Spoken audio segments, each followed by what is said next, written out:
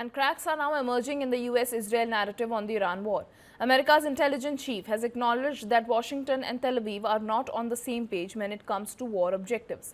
In a significant admission, US Director of National Intelligence Tulsi Gabbard told lawmakers that the United States and Israel have different goals in the ongoing war with Iran.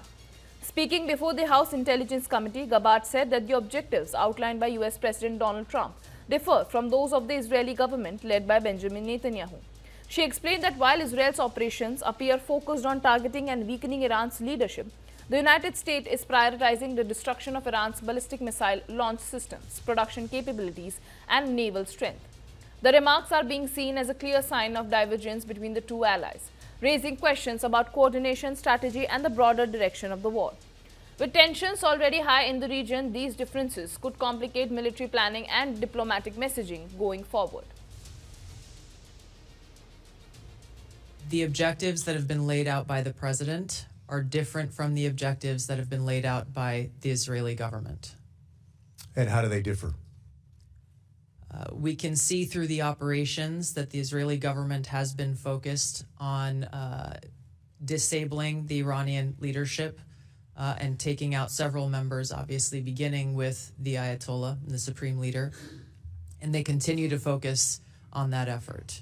And how does that differ from our goals? The president has stated that his objectives are to destroy Iran's ballistic missile launching capability, their ballistic missile production capability, and their Navy, the IRGC Navy and mine-laying capability. However, the intelligence community assesses that Russia, China, North Korea, Iran, and Pakistan have been researching and developing an array of novel, advanced, or traditional missile delivery systems with nuclear and conventional payloads that put our homeland within range.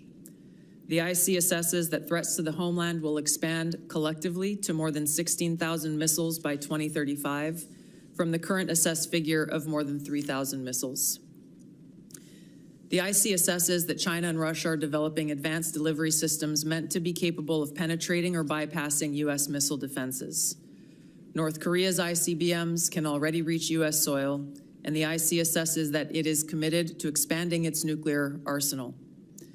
Pakistan's long-range ballistic missile development potentially could include ICBMs with a range capable of striking the homeland.